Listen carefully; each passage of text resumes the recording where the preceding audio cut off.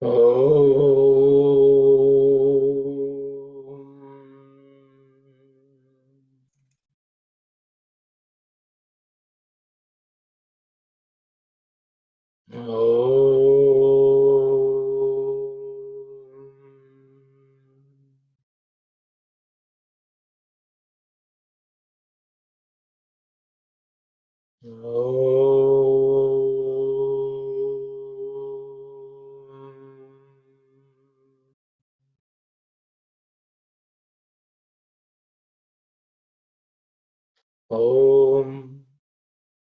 सहना भवतु सहनौ भुनक्तु सह वीर्यं करवावहै तेजस्विनावधीतमस्तु मा विद्विषावहै। ॐ शान्ति शान्ति शान्ति. We have looking at the ninth chapter, ninth Anuvaka of Sri Rudram. We had covered 8 mantras last week. We will continue from where we left off. Nama Shushkyaya Cha Harityaya Cha. Nama Shushkyaya Harityaya Cha. Nama Shushkyaya Cha Harityaya Cha.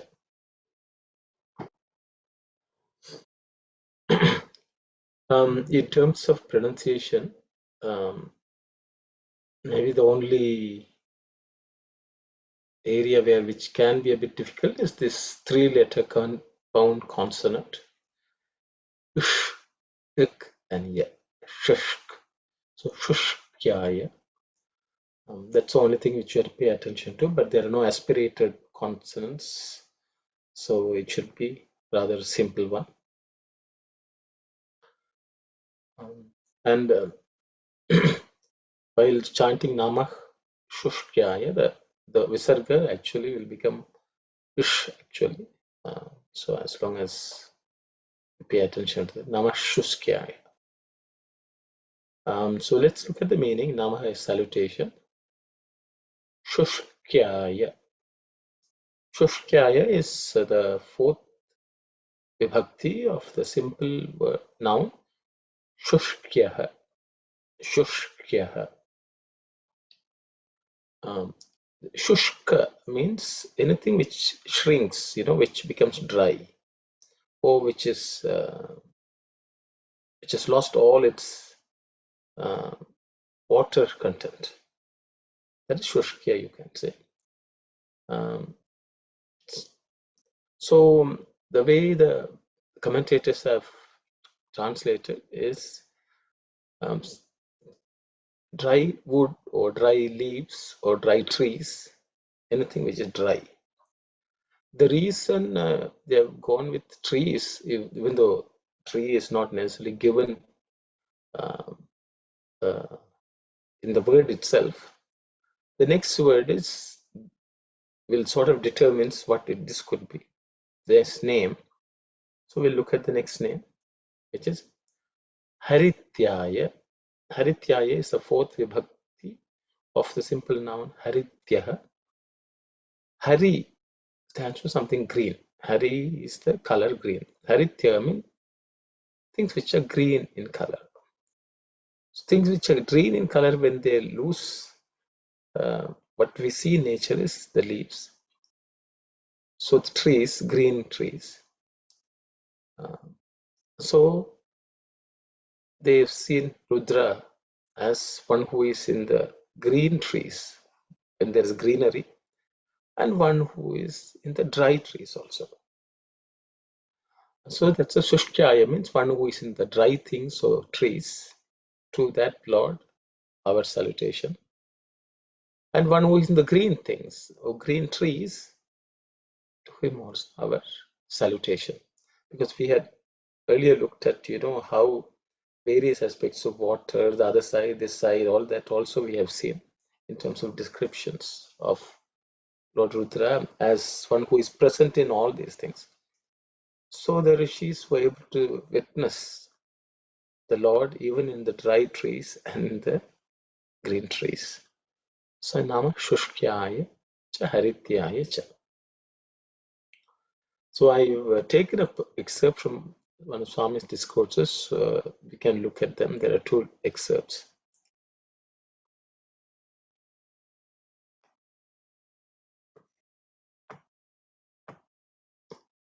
No other place is so congenial for sages, rishis, and great souls as this country. Here, people have tasted the entire gamut of spiritual bliss. This country played the chief role in spreading the doctrine of non-violence, ahimsa, taught in Buddhism. The land that gave birth to Buddha is India. When the spiritual experience, the essence of the scriptures of the eternal religion, Sanatana Dharma of the sacred land is being treasured by other countries, what about the fate of those who do not realize its worth but are engaged in squeezing the essence out and making it dry? So arise, all ye who aspire to take up the spiritual discipline. Immerse yourself in actual practice, strengthen your faith, cultivate it, make peace your secure possession. Saturate your lives with bliss. Enjoy the vision of the supreme bliss of the self, Atma Rama. Arise and delay not. This excerpt is from Prashanti Vahini. So Swami is basically saying the essence of the scriptures of eternal religion is a spiritual experience, which Swami always says, which is stored. It's a Bharat. India is the storehouse of this spiritual essence of Sanatana Dharma. Sanatana Dharma has been translated as eternal religion. Because the word dharma, there is no equivalent in English. So people try to find some meaning using the vocabulary in English available. So sometimes dharma is translated as right conduct or righteousness, and sometimes it's translated as religion. But dharma is dharma. There is no English word which can equal or bring out its full essence. Dharma is that which supports, that which keeps everything nurtured, that which helps in the existence of everything in this world. Dharma is nothing but God Himself. In terms of practice, the scriptures in the Vedas, what we are reading, these are all facets of this Sanatana Dharma. So Swami is saying that is the essence which keeps everything. So we can see if that is the Lord, how come the dry trees also have the Lord is present? The reality is, even in the dry trees, there is a little bit of moisture. Without that moisture, the tree itself will not exist. And if the Lord is in the dry trees, there is some bit of moisture in the form of the Lord. Because even that is there, that tree will not even exist. It will become dust. So the thing is, for us, even what Swami is trying to, even when we chant this mantra, see, one of the problems with interpreting some of these mantras in Sri Rudram is it shows even the negative side and the positive. The Lord is there also. So we tend to sometimes think God is here also, so it's okay. No, it is to know that that itself exists only because of the Lord. So it also demonstrates that it does not reflect the divinity in its fullness. For that sake, the mantra is there. But it also says from Shushkyaya, you should become Harityaya, one who brings out the essence of the Lord. And Swami is telling the roots. So I will look at the next excerpt also. this discourse Swami which gave in 1962.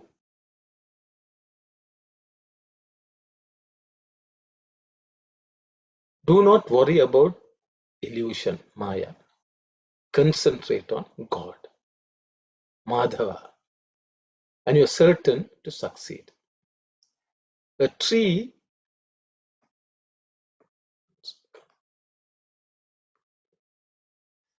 on the Godavari canal dike will not go dry. It will have a crown of green, for its roots are fed by the underground water.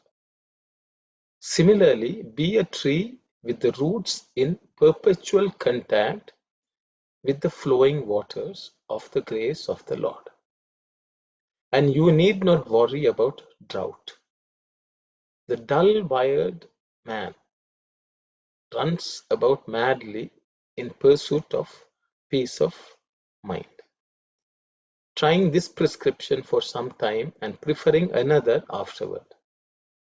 He is on the wrong path, the path of catering to the senses, the path beset by form, name, and quality, the path of the temporary and the apparent. But the seeker of liberation, moksha, gets that peace quite easily.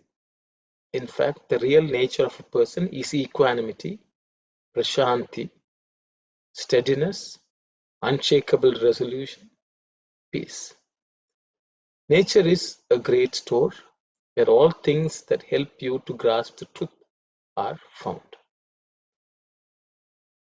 So I picked this one because, Swami is talking about dryness and the greenery. And then he's also saying, he is telling that one has to be on the canal dike, that is the banks of the Godavari river. If a river is flowing, one has to be there, and the roots have to be in touch with the water. Only then it can survive and it can flourish. So that is the essence, which is God. And Swami is also telling, do not worry about the illusion, the external. Concentrate on God. Even in the dryness, if the Lord is there, focus on the God. So by that, we who are dry can become green. Have to connect to the roots. The roots have to connect to the source. And in the previous also, Swami is mentioning Shanti. It's the excerpt itself from Prashanti Vahini. In this also, he says the real nature of a person is Prashanti, that state of peace. And to get that, we should connect to the roots. The root should connect to the source of that. No doubt Swami has named his award as Prashant Nilayam. So that contact with the divinity is essential for us to retain the greenness. And that comes through nicely in this mantra, Shushtyaya cha Harityaya cha. Okay, so we will go to the next mantra.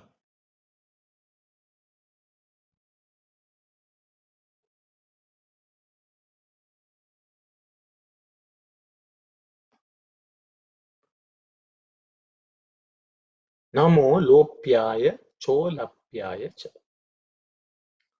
Namo Lopyaya Cholapyaya cha. Namo Lopyaya Cholapyaya cha. There are no letters which are of any difficulty in this mantra, so it should be rather simple for everyone to chant.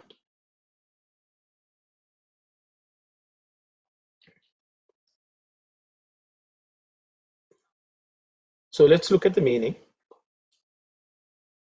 Lopyaya, Nama salutation, Lopyaya. Lopyaya is the fourth vibhakti of the simple noun Lopyaha.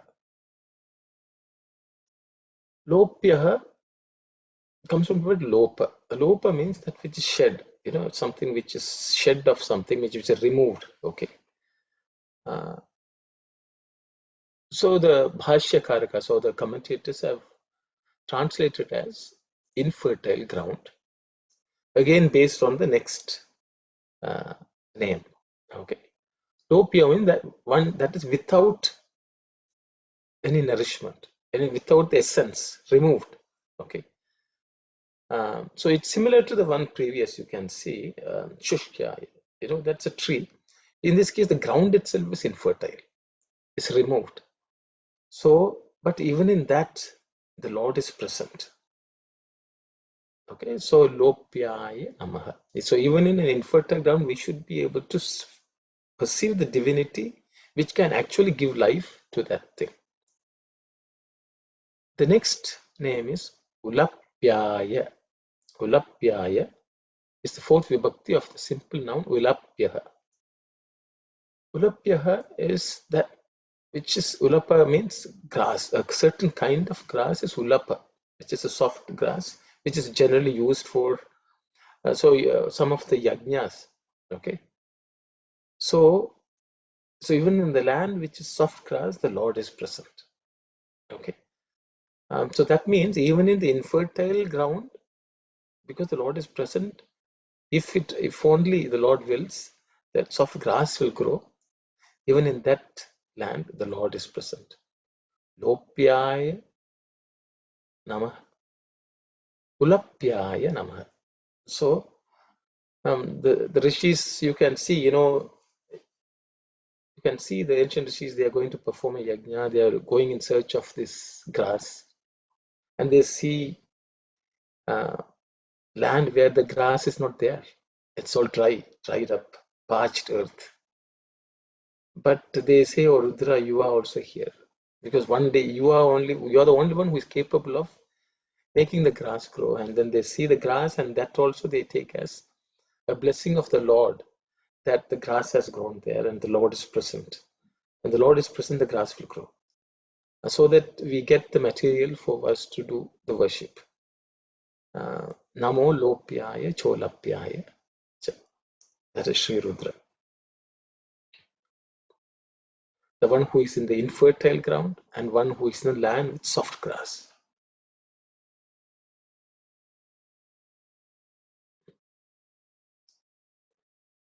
I will just see, we'll come to that later. Next mantra we look at Nama Urvyaya Cha Surmyaya Cha. Nama Urvyaya Cha Surmyaya Cha. Nama Urvyaya Cha Surmyaya Cha.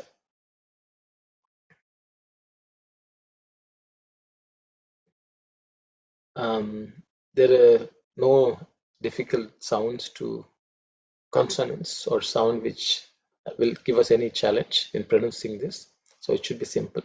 We look at the meaning.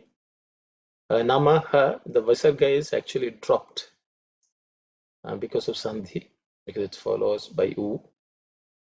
Namaha is salutation. Urvyaya. Urvyaya, the simple, is the fourth vibhakti of the simple noun Urvyaha. Okay, Urvyaha.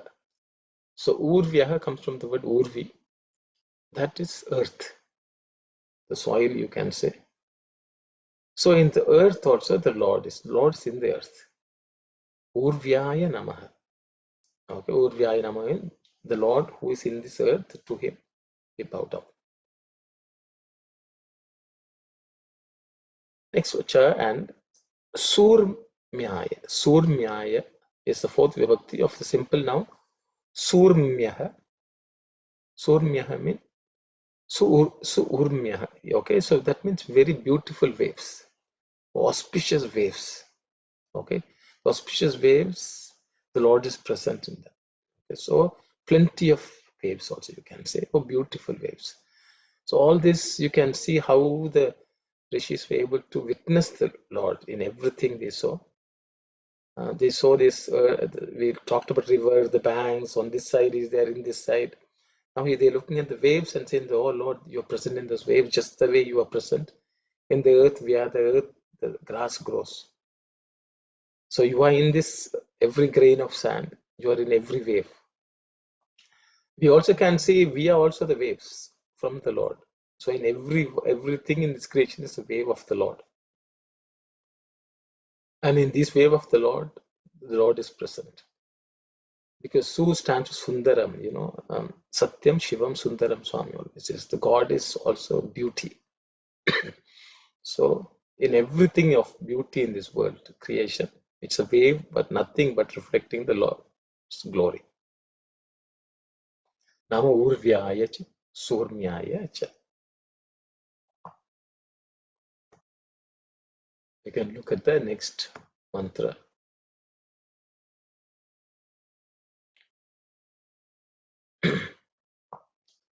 Nama Parnyaya cha, Parna Shadhyaya cha. Nama Parnyaya cha, Parna Shadhyaya cha. Nama Parnyaya cha, Parna Shadhyaya cha. Here also there should not be any difficulty in pronouncing. Rinya, so this again 3 consonant compound is there. A compound consonant with 3 individual consonants, which is ir, up, in, and ya. Irnya, Parnya. Okay, and that's the only thing which could pose some challenges. And this letter is there. The third letter in the third varga, the and ya, the. Okay, Parna Shadhyaya. We will look at the meaning. Namaha salutation, Parnyaya. Parnyaya is the 4th vibhakti of the simple noun Parnyaha. Parnyaya Namaha. To Parnyaha, my salutation. Parnyaha means one who is in the, it comes from the word Parna. Parna means leaf, green leaf. So one who is in the green leaf. We looked at Harityaya earlier on, which is in the green trees. So now you can see from that every grain of sand, every wave, now every leaf, also the Lord is present. So one who is in the green leaves, Parnyaha. Then the next word is Parna Shadhyaya. Parna Shadhyaya is the 4th vibhakti of the simple noun Parna Shadhyaha. Parna Shadhyaha. Parna means leaf. Shada, it comes from the Parna Shada. Shada means anything which falls, drops.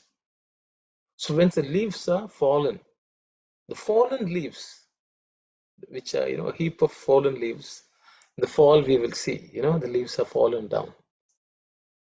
And the leaves which are in the green, which are green in the trees also the Lord is present. When they're fallen, when they're dried up and fallen, in that also the Lord is present. Paranashadhya. So, which can relate to, winter is, all the leaves are fallen on the ground and the trees are without the greenery also. So you can say that is Shushkya also. Because they are dry, all the leaves are fallen. The trees are also dry. But they will, because there's divinity, the spark of divinity is there. When the sun rises, again in the spring, we will have the leaves come out. Because the Lord was there, he was just dormant. And by bringing out the sun, the leaves come out. Then we are able to witness the glory of the Lord in the form of green leaves. So we'll look at a couple of the excerpts of Swami's discourses.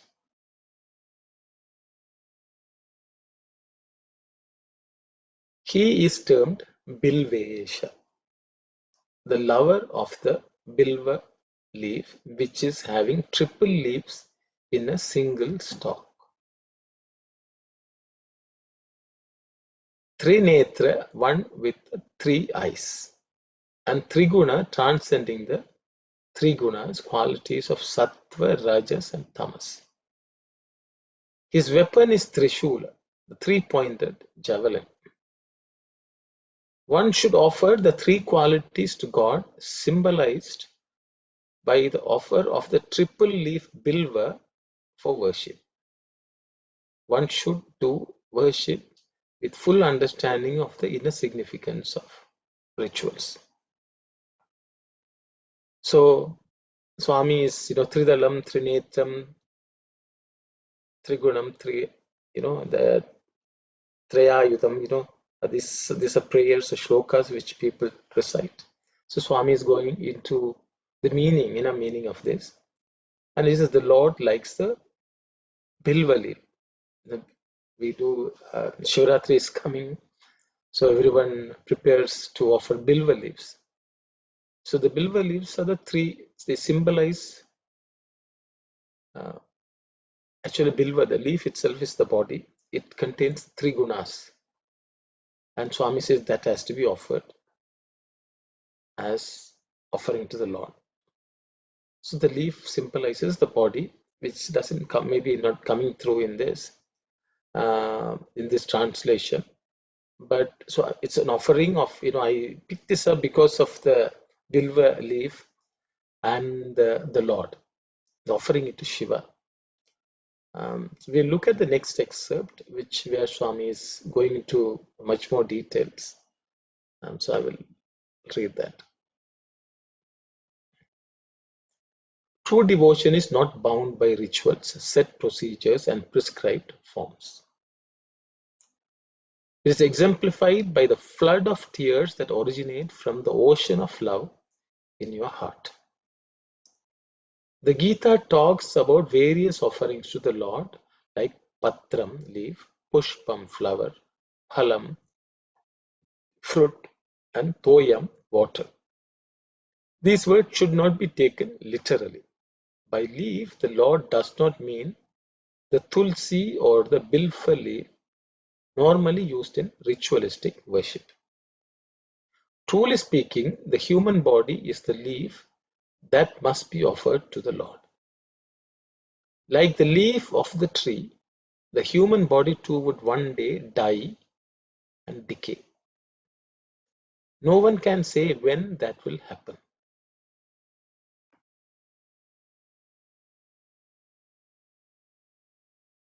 Before such a fate befalls, the body in its fullness, freshness, and purity ought to be offered to the Lord with the words, "O Lord, this body gifted by you, I reverentially offer back to you," treating it as a leaf, and in the spirit in which tulsi leaves are offered. Why is this leaf called the body special? Because it is not the sort of leaf that would dry up in just a day or two. You must say with the feeling, "Lord, I don't know what kind of leaf would please you.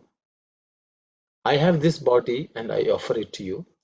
Please treat it as a leaf and accept it." So the Parnyaya means in each of our body the Lord is present.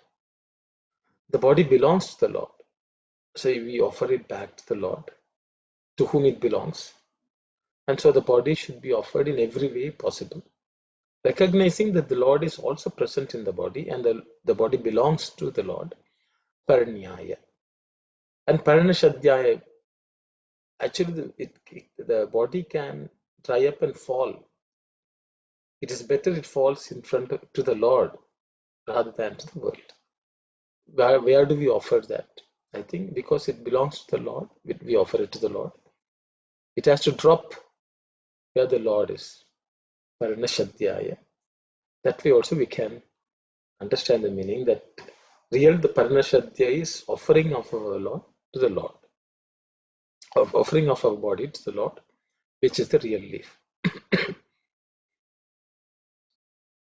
And when we can look at the trees shedding we can see the trees are actually offering to the Lord. That also stands for sacrifice. So all that comes through in the meaning Paranyaya, Paranashadhyaya. That's Atma Nivedanam. This comes through very nicely. Offering everything we have to the Lord. So we'll go to the next mantra. Namo Paguramanaya Jabhignate Cha. Namo Paguramanaya Jabhignate Cha.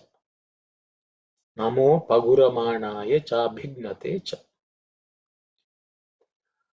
Just a few things to look at.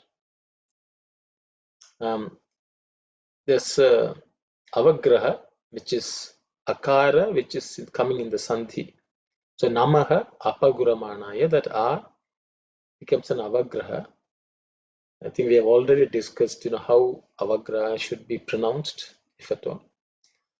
So it should not be chanted as namo paguramanaya. It should be chanted, that is with a pause. Namo, a pause, and paguramanaya is wrong. Namo paguramanaya. Because because the I is there, okay, so it has to be Namo Paguramanaya. So just pay the attention to that. Then the second word, Cha Bhignate. So there are some aspirated sounds. So the B is the fourth letter in the Pavarga, so Mahaprana. So that means extra air, wind, aspiration. So B. Then the next letter is G. G is the fourth letter in the ka varga, so that also has to be aspirated. Cha bhignate, cha bhignate, cha. Namo paguramanaya cha bhignate. So those are the things which we have to sort of pay attention to. We will look at the meaning. Namaha salutation.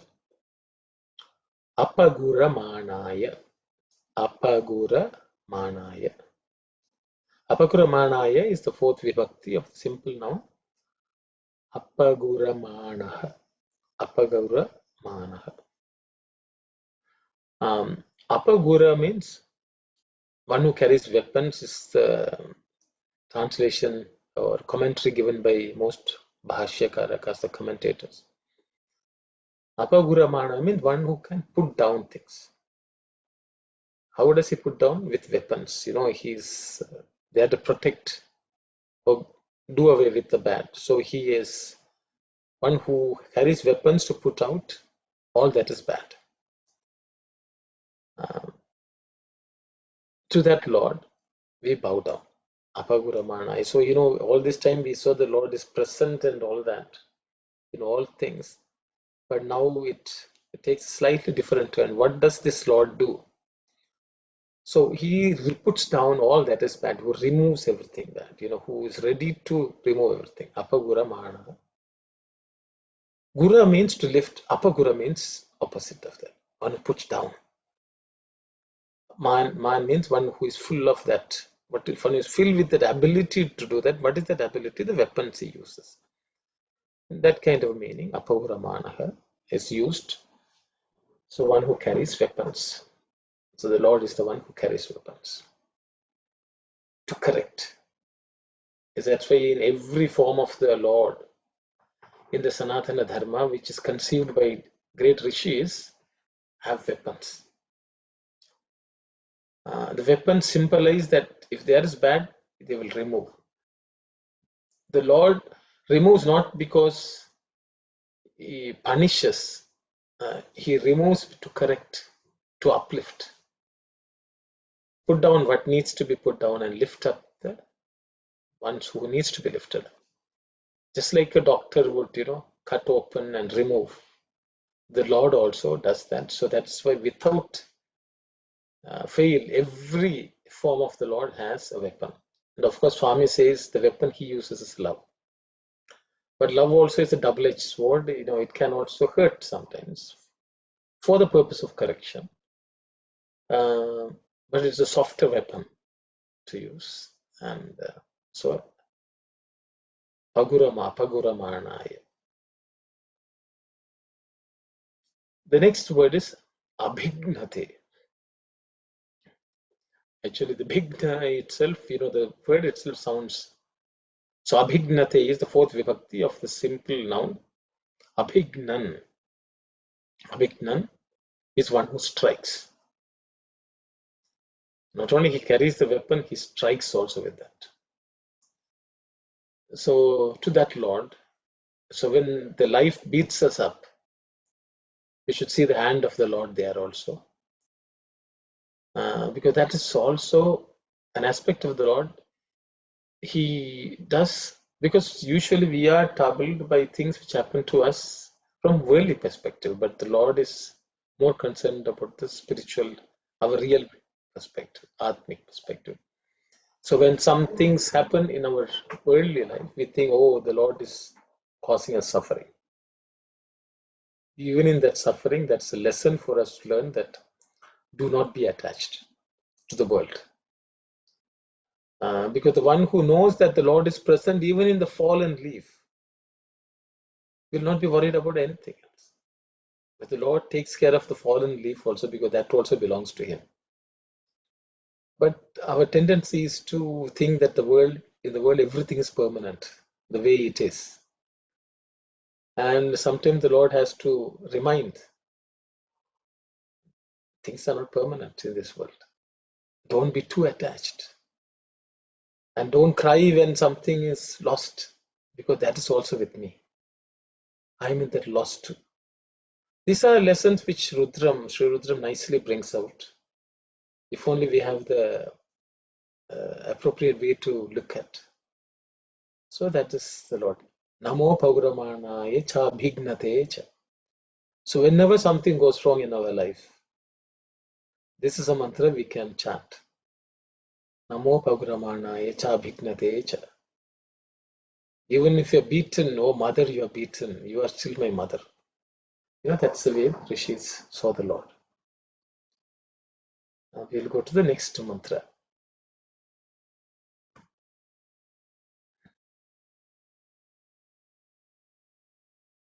Nama Akhidate.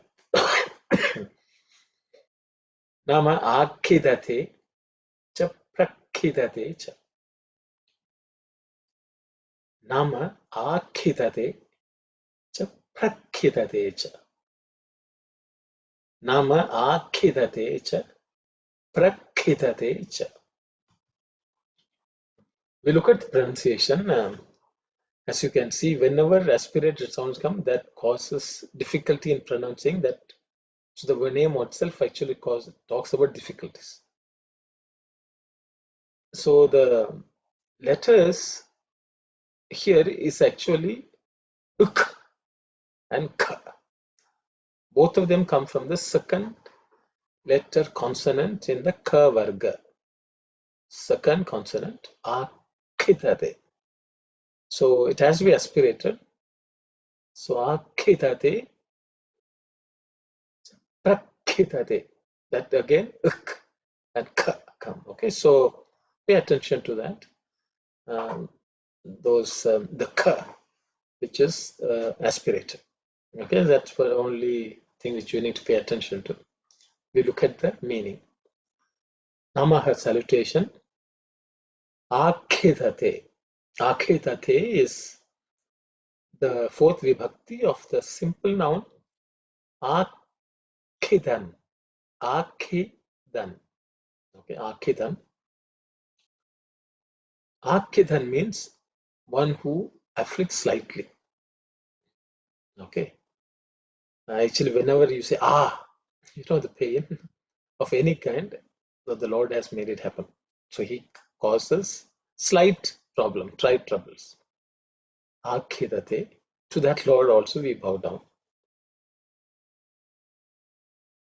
The next name is Prakhidate, which is fourth vibhakti of the simple noun Prakhidan. Okay, Prakhidan.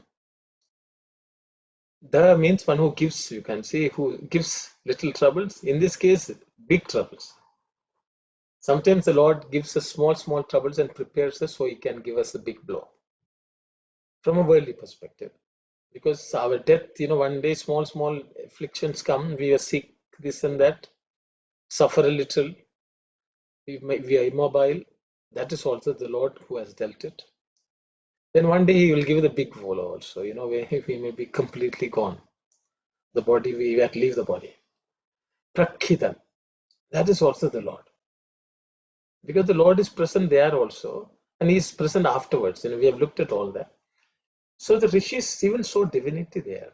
The hands of God even there. The presence of God even in such situations. So nama akhidatecha prakhidatecha.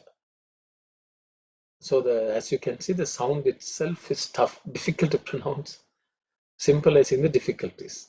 Okay, nama akhidate cha prakhidate cha.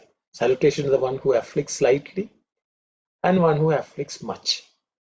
Okay, so that's what the commentators have said. So I'm just repeating. We will go to the next mantra.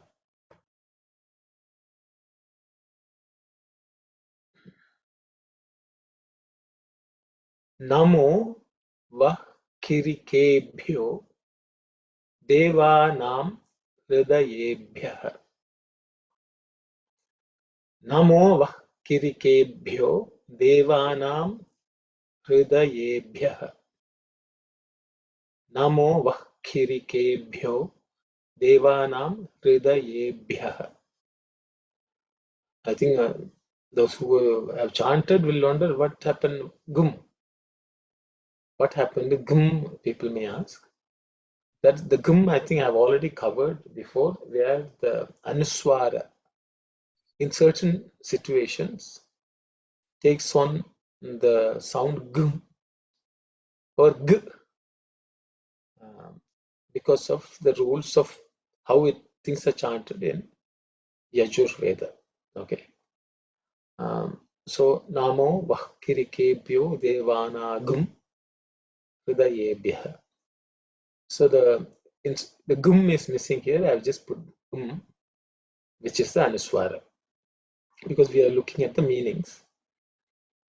Just a side note, generally people think gum is pronounced as gum, which is incorrect, because gum actually you have made another matra by gu. Gu introduces additional matra, which is not the case. Devanam, so Devanagum. Okay, gum. That's a very subtle one. So, but I thought I would just point out that this is not a chanting class, but Namo Vahkirikebhyo Devanam Hridayebhyah. Namo Vahkirikebhyo Devanam Hridayebhyah.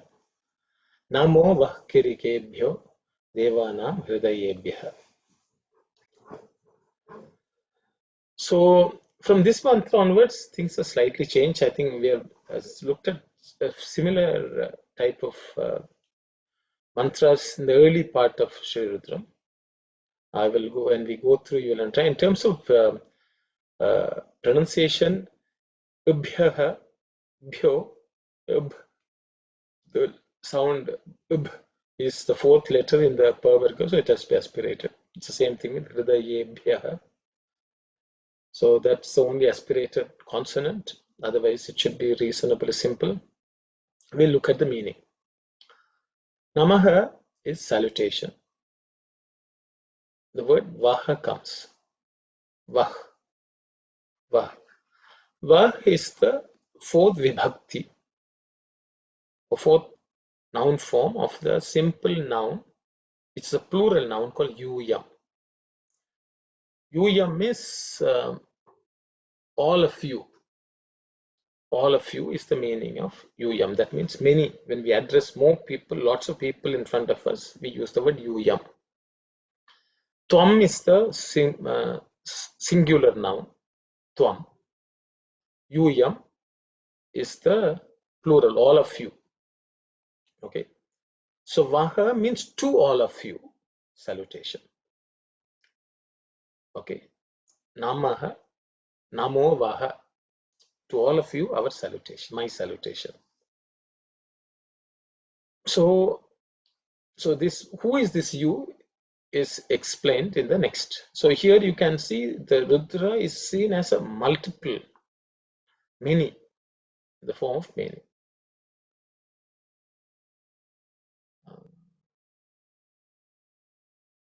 Yes, Sister Tharani is asking about Devanagam. So I think I'll go back. The gum is sister is only GM. Gum is only because of the chanting practice in Yajurveda. In none of the other branches of Vedic tradition, this change of Anuswara for pronunciation happens only in Krishna Yajurveda actually. We use the Visarga, Anuswara called becomes gum. In certain cases, there are rules associated with when it's the Anuswara is followed by ha or sa or sha, the Anuswara becomes gum. Then there's another I think I've covered some of this in when we were covered doing Ganapati Atharva Sirisha. But that's all that gum, the transformation of Anuswara into gum happens only in certain situations in Krishna Yajurveda. It's pretty unique to Krishna Yajurveda chanting practice. But because we are looking at the meanings, I have just removed that gum and used the simple Anuswara for the purpose of looking at the words themselves, because there are lots of discussions about how the gum also should be chanted, but I don't want to get into those details. You all chant the way you have learned, but the only thing you have to pay attention to is you should not chant it as gum. Many people pronounce it as devana gum, which is incorrect, because gu means you have introduced another vowel called u, gu. That means it increases the matra and it is not within the chandas, but lots of people chant it that way. Devana gum. There should not be any matra, no other vowel introduced. Okay, so I will just leave it at that, because there are some people feel that it should be pronounced as Devanang. That's also another school. Devanang Hridayebhya. Because they say in the Ka Varga, the Anuswara takes on the word ng. So the gum is usually shown so that comes, which is part of the Ka Varga, is the one which needs to be pronounced. So Devanang Hridayebhya. So there is a school of tradition of chanters who follow that. Namo Vakrikebhyo Devanang Hridayebhya. They don't necessarily say gum, but gum is also practiced by many. And there are many who chant it as gum, which is incorrect. I'm just pointing out. I will just leave it to your choice how you pronounce. So that's the reason gum I have removed. It is Devana. So Vaha, as I said to all of you, so we in this mantra we are looking at Rudra as many. Presence in the many which we say. The multiplicity of the world, we see the Rudra. Same Rudra is present in us as many people, many in front of us. To all of them, our salutation. Okay. So next name is Kirikebhya. Kirikebhya is the fourth vibhakti of Kirikaha. Kirikaha is again a plural noun. Kirikaha is the singular noun. Kirikaha is singular. Kirikaha is plural. Many. Many. Kirikaha is Kirikaha. So Kirika means to shower, to put things down. So some commentators have given different meanings, but I have gone with one meaning only here. Because of how the next word comes, so I thought this may be okay. Kirika means one who showers, one who throws things down is Kirikaha. So Kirikaha means all those who shower. Okay. To all those who shower, all of them, our salutation. So some of the commentators have said they put down all the bad in us also. That's also doing good. Sometimes the blessings come in disguise of, we losing the world so the God can be received. So some of the commentators have given that meaning also. Those who put down all that is bad in us, put those things further down, but blessings come down on us. So I chose the word shower wealth. Wealth means not necessarily money, shower of blessings, shower of all things which are positive. And the Lord showers in many people, in the form of many in this world, all positive things. And that is Rudra doing us good. Because already we have looked at the bad thing, who, Arkhidate, Prakhidate, and all that. He has already dealt all the blows. So now that he has already dealt the blows, he also gives us what is good for us also, who showers us. So I have gone with this meaning, but however you want to take. Okay. So Vakirikebhya. The next one is Devanam. Devanam of the Devas. Okay. Devaha is a simple word. Devaha is the plural. Okay. I have not put Devaha here. Of the Devaha. Devaha means of the Devas. The next noun is Hridayebhyaha. Hridayebhyaha is the fourth noun form of the plural simple noun called Hridayani. Hridayam, Hridayani. Hridayam is singular. Hridayani means plural, hearts. So the hearts of all the gods. To that also, Devanam Hridayebhyaha Namaha. So we are seeing the hearts of all the Devas. To those hearts we bow down. Our salutation to all the hearts of all the Devas. So we are seeing Rudra as president in all the Devas at their Hridaya. So Swami always says our Hridaya, which is filled with compassion, is the presence of God in us. To that Hridaya, our salutation. Because the gods, and some people use the word demigods, but Devas. Devas are the powers which run this world, which actually take the orders from Sri Rudra, the Lord, Parabrahman. And these, in all of them, God is present as the heart. If we look at Dharma Vahini, I have not, there's a lot of excerpts if we go into. He says, God is present in our heart, okay, just as life itself, which is spiritual heart. There are Narayana Suktam where there are a couple of lines at the end of the Narayana Suktam where this is clearly explained. Where exactly is the Lord present? How he is present as a flame, as a spark of lightning in the heart, and all that. So Hridaya itself is the presence of the Lord. And in a couple of other discourses also, Swami has said, the heart is Shiva, the mind is Vishnu, the speech is Brahma. That kind of analogy also he has given. So Shiva is the heart, the spiritual heart is the Lord Shiva, which is all auspiciousness. So to that auspiciousness which is present in all the good people in this world. All the good people in this world are shining with divine effulgence. They are all shining because of the Lord, who is present in their heart, coming out, and that we are able to witness. So whenever we witness good, we can see that is manifestation of Lord from the heart of all such people. To all of them, our salutation.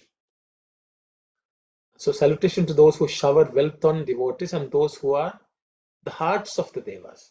So the Lords can become divine. Even human beings can transform themselves as divine by manifesting the divinity which is present in their hearts. which is but nothing but Sri Rudra. So which because of the reason only I have been with the shower of wealth on devotees above. I have some excerpts we'll just go through quickly. Krishna argued with Dhritarashtra that he should keep the pledge that he had given to the Pandavas. He told the king, the Pandavas are the very embodiment of Dharma. They entertain no feelings of enmity or hatred towards anyone. When I was about to leave for Hastinapura, Dharmaja clasped my hands together and entreated me to inform you that if he had committed any lapse, wittingly or unwittingly, he wished to be forgiven by you. If necessary, he was ready to come in person and seek your forgiveness at your feet. This is the noble and righteous attitude of the Pandavas towards you and your people. It is not proper to have any ill feeling towards the high-minded Pandavas. On listening to Krishna, Dhritarashtra said, they are progeny of two brothers. Are not all of them equal in your eyes, Krishna? This is one family and one kingdom. Is it not proper for you to view the Kauravas in one way and the Pandavas in another way? Just to give some context, Swami is talking about Lord Krishna going as the messenger of peace to the Kauravas before the Mahabharata war took place. So this is a conversation Krishna is having with Dhritarashtra before the Pandava war. So that's the context. So he's telling how Krishna is telling on because so Dhritarashtra says you should be impartial. You are God. Why are you treating the Pandavas especially differently than the Kauravas? Aren't they all cousins, family? We are all one family. Dhritarashtra is telling them.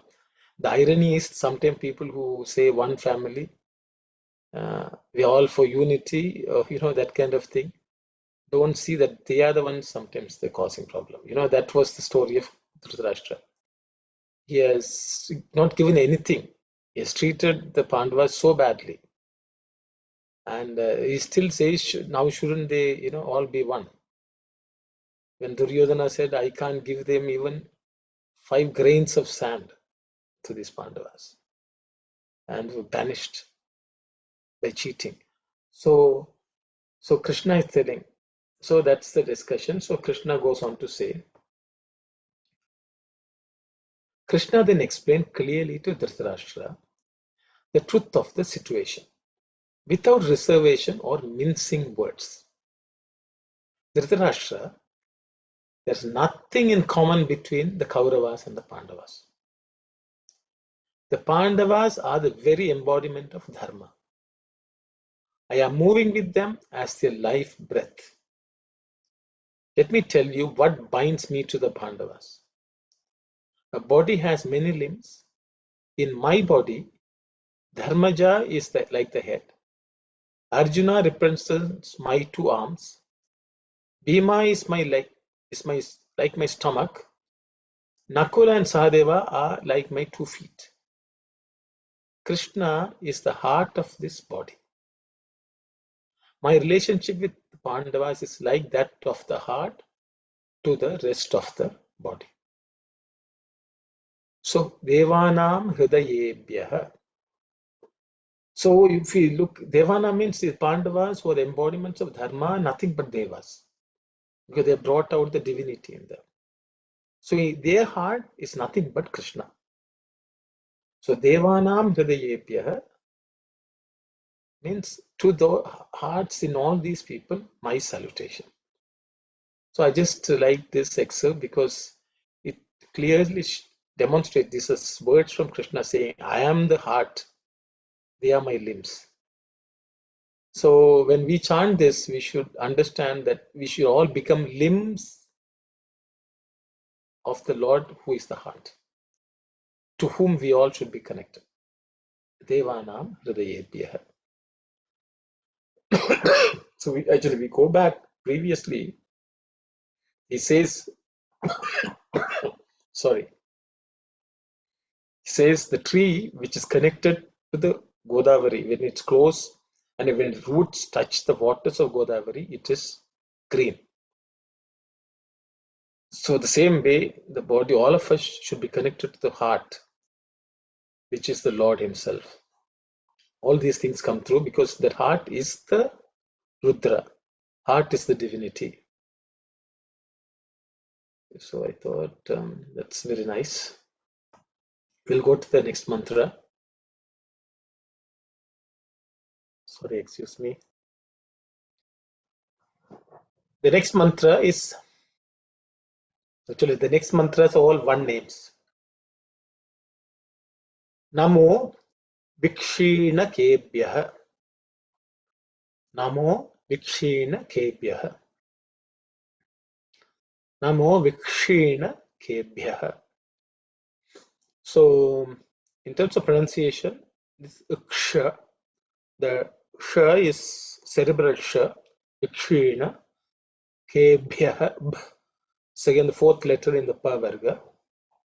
Namo Vikshina Kebhyah. So you can pay attention to those two elements in this. We'll look at the meaning. Namaha salutation. Vikshina Kebhyah is the fourth vibhakti of the simple noun, which is a plural noun. Vikshinakaha. Vikshinakaha.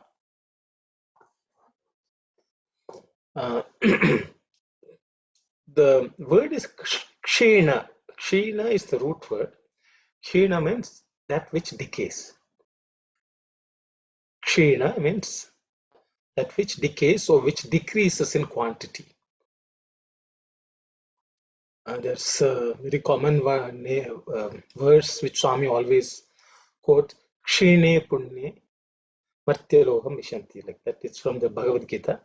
When the punya is, decreases, so goes down to zero, when the balance is zero, we all born back in the earth. Until then, we may enjoy heavens. So Kshine means that which reduces, it's liable to decay. Vikshina means that which is beyond, which does not decay. So Vikshina Kaha means those who are not liable to decay. To all of them, our salutation. Salutation to those who are not liable to decay. What exactly is not liable to decay is only the Atman which is not liable to decay. So the Atman in everyone, our salutation. So we see the Atman in everyone as nothing but sparks of the same Rudra. So again, this also, we are bowing down to the multiple presence of Sri Rudra in this world. This multitude of presence. So in everything and everyone, there is Rudra present, which does not decay. Even though the external body can decay, the Atman is not decay. To that Atman which does not decay, our salutation, which is present in everyone. Which basically we should be able to remind ourselves to be able to pay attention, focus on the Atman which is present everywhere. We'll go to the next mantra.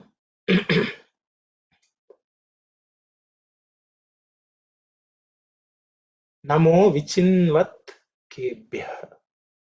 Namo Vichinvat Kebhyah. Namo Vichinvat Kebhyah. In this mantra, again, only one letter Ub is the aspirated one. Bhyah.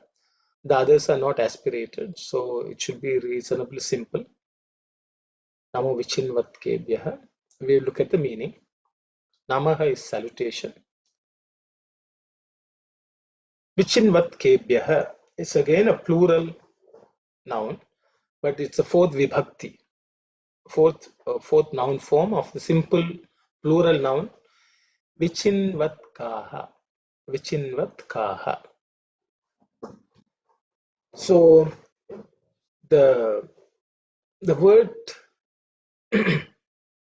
Vichinvat Vichinvat means comes from the word chin. Chinvat. Chinvat means to think. Vichinvat means those who inquire. Vicharana Sakti. Which means to separate. So Vichinvat means having the discrimination to evaluate what is good, what is bad. So Vichinvat Kaha means all those who are capable of that discrimination of what is good, bad,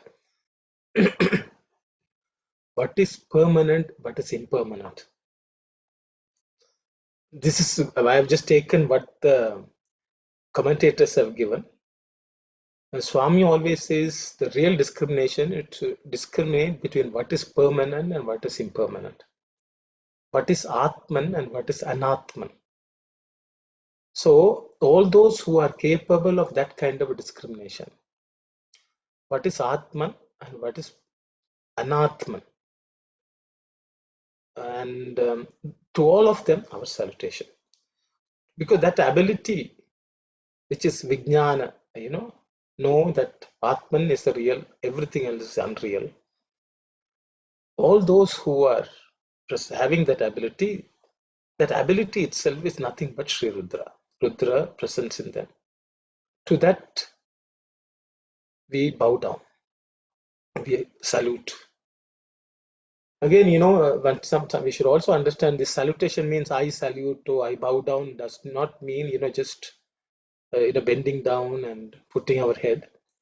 It is realizing that that is the way we should emulate that ability. We should practice. That is the real salutation. We offering our life, our existence, our person, our thought, word, everything to that what we are bowing down. I think we have already looked at with all of our existence, all dimensions should be offered. So that means we should strive to become such. That is a real offering or real salutation. So we all should cultivate that ability to inquire what is permanent, what is impermanent, what is Atman and what is not Atman, what is of the world and what is of the Lord. In this kind of, if we dedicate our life, that is the real salutation to those who have already cultivated it. So Namo Vichinvat Kebhyaha is that. We look at the next mantra. There are only two one mantras, so I thought we will cover today. Nama Anirhatebhyaha. Nama Anirhatebhyaha. Nama Anirhatebhyaha. Should be pretty simple, except the which is aspirated. I think all of you are familiar with it now. So we'll go to the meaning. Namaha salutation. Anirhatebhyaha is the fourth vibhakti of a plural noun again, which is Anirhataha. Anirhataha. Anirhataha comes from the word nirha. So nirha means nirhata means to put down everything, to shed everything. Anirhata means they have rooted out all that is impure in them, rooted out all that sin in them, all that is bad has been removed. So those who have purified themselves, they are the Rudra is present. Sri Rudra is the one who has purified anyone. So to that Rudra who has removed all that's bad, Rudras around us, to them our salutation. So that means we have to root out the bad in us, and that is the essence of this mantra. Nama Anirhatebhyaha. As you can see, the Namaha, the Visarga is actually dropped because it's followed by A. The Ha itself has been dropped. Okay, Nama Anirhatebhyaha. So salutation to all those who have rooted out everything bad in them. We'll go to the next mantra. Sorry, lots of mistakes which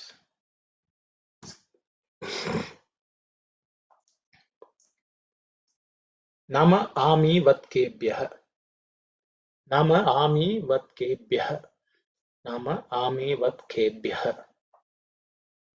Again, it's reasonably simple, except the bha, which is aspirated, which all of you are familiar now.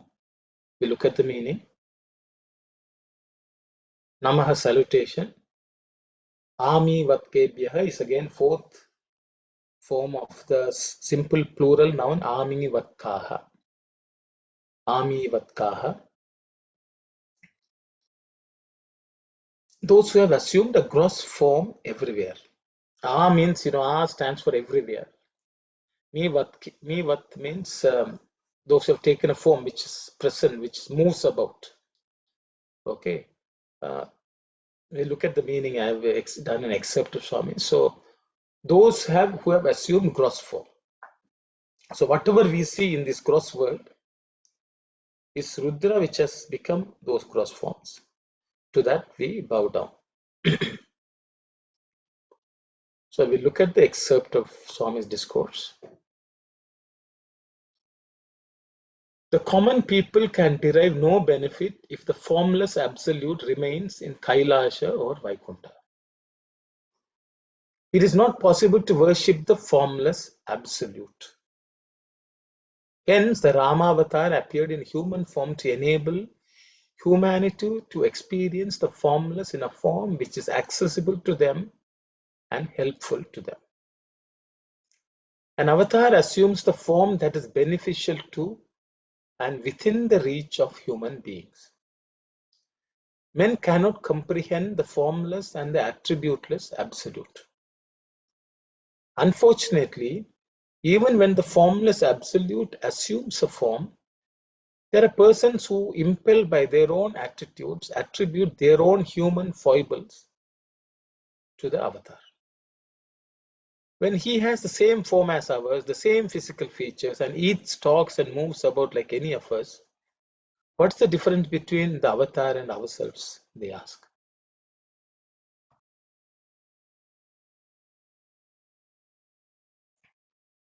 Because of this narrow-minded approach, these persons are distancing themselves from the divine. An effort must be made to understand the nature of divinity. Daivam Manusha Rupena declares the scripture.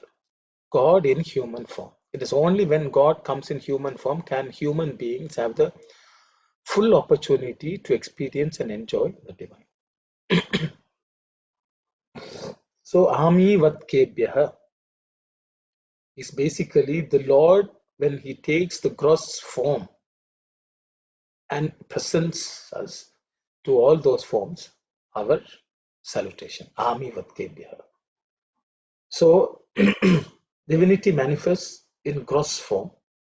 The unmanifest absolute cannot be conceived or worshipped by human beings who are so caught up in this world of names and forms. This world is full of names and forms. So the Lord also takes on a name and a form so we can relate to that understanding. So to the Lord who takes on these forms and comes before us and demonstrates divinity, the essence of divinity, so that we can experience it in our limited way. To all those forms, our salutations. Amivat Kebhyah. So to all the Avatara Purushas, our salutation. So this is the last mantra of the 9th Anuvaka. So I thought it may be a bit more, but we were able to cover, and I have 10 more minutes. So I hope it is okay. If there are any, I will stop here. If there are any questions on anything which was discussed and I have an answer, I can share. I will pause here and see whether any of you have anything to ask. Sairam Sister Anita, please go ahead. Sai Ram, brother. When they say that when you die, you pass away, your soul comes back in, further generations or back to life. I was wondering, the Kauravas and Pandavas, they fought, and they're, you know, when you have family, they say you sometimes unite again with your family in the next generation. And then did maybe Kauravas and Pandavas, I was just thinking, I don't know if they settled their karma, that the progenies of Kauravas and Pandavas is continuing in this world. That's why there's evil in this world, because you know, Pandavas they were pure-hearted, and Kauravas were, you know, not that fair and selfish, and that's why we have these kind of people mixed in our world. We have those problems inside of us. Is it possible? I'm just thinking loud. Or did their scores get settled because of Krishna? He uh, settled their karma. I don't know if See, I'm clear. so yeah, I don't know. See, I will just share my understanding. It's beyond maybe this, but because we have discussed it. See, the Mm-hmm. Lord, see the process of having something negative, bad, is Mm-hmm. part of evolution itself. Mm-hmm. So everyone has to go through that part of exhibiting negativeness, and as they progress closer and closer to the negativeness should be shed. Mm-hmm. So that process goes on, as it will go on as long as this world exists. See, we should not think that, you know, the bad was rooted out and it will never come back again. Mm-hmm. Because the reality is, when Krishna left, Kali Yuga right away started. So Dharmaraja said, you know, the Kali has started, now let's go.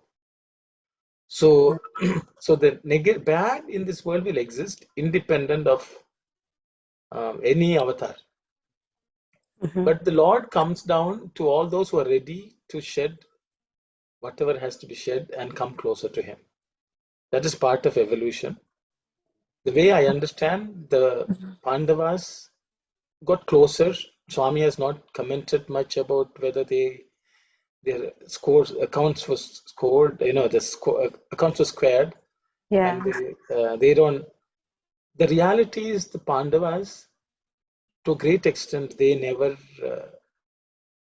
had held ill feelings against Kauravas.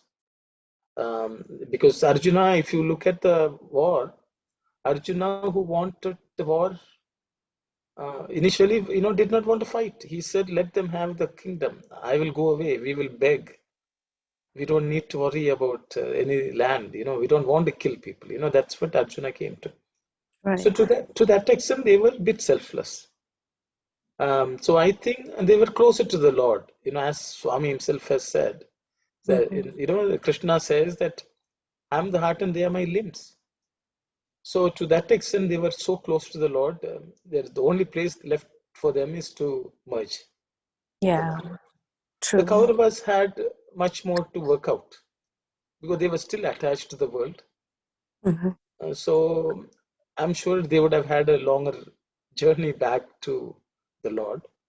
But we all should understand, even those such people are in the path of growth.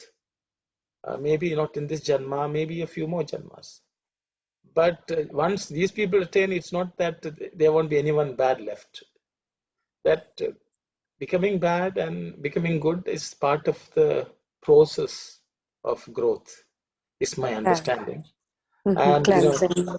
so world will always be populated with good and bad. Uh-huh. But I think for us to know where we are and how we can progress further is, I think, what we should be concerned about, because everyone is on their own journey in their own way. That's my understanding. Sairam, sister. Sai Ram. I was just wondering if I'm the progeny of Kauravas or coming down, or what, how much progression and the soul. We are ultimately the progeny of God. Amritasya putraha, Swami always says. We are actually the children of God. Mm-hmm. When we Mm-hmm. forget it, that we Yeah, become Kauravas. you're right. You're As right. as long as we don't forget that we are the children of God, we are Mm-hmm. never Kauravas. So true. So I think, Thank you. Thank you. yeah. And the word Kauravas, people think some Kuru. See, Kaurava comes from the word Kuru. Okay. Kuru means karma. When our actions are, when we are doing actions which will bind us to this world, then we are Kauravas. When we are doing actions which bind us to God, then we are Pandavas. Sai Ram, I don't know. Yes, Auntie. Anita, is it Anita who asked about the Pandavas and the Kauravas? I understood like this: when your good karma is more than your bad karma, then you go to heaven, stay there till your good karma finishes, and then you go, if your bad karma is more, you go to hell. And then when both karmas become equal, then only you can merge with God. Is it right? Both has to become zero. So Auntie, my understanding is good karmas and bad karmas done with the view of the fruits of those Yes. keep us in this world. And whenever we think we have to get some good fruits, we cannot avoid bad fruits also, which comes along with it. So then we are bound with the world. Yes. But getting to the Lord is only giving attachment to both, good and bad. Mm-hmm. Fruits, when we give up the desire for the fruits of both good and bad, only then we can attain. I don't think it will never be equal. Oh. We can never attain equal because we don't know how much bad, how much good. Yes. Yeah, because we cannot measure ourselves. Impossible. So, and we can have a load of karmas. If only we have to work it out, it'll never ending. Never ending. So we have to offer everything to the Lord, all the fruits to the Lord, and then we can merge with the Lord. Okay, so that can happen. Anyone who has done anything, but in the reality is when we cultivate sattva guna, which helps us to do good actions, that will take us closer to the Lord. So it's easy to give up the world then than if you cultivate Rajoguna. The Sattva Guna means that itself does not look for fruits of action. It does good just because it's as an offering to the Lord and then forgets everything else. So this is my understanding, but I think I will leave that out. Yeah. Now it explains because it was so confusing. Yeah. So we can never equal good and bad. I don't think impossible. So that I read it in Chatsarita, that's why. Okay. Thank you, Auntie. I think God's account books we can never reach, so we would never know. Thank you. Okay. Sairam. Everyone. So it's about 10:34. I think we will close the session. And I think we will take up the 10th Anuvaka in the next class. Sairam to all of you. Jai Sairam.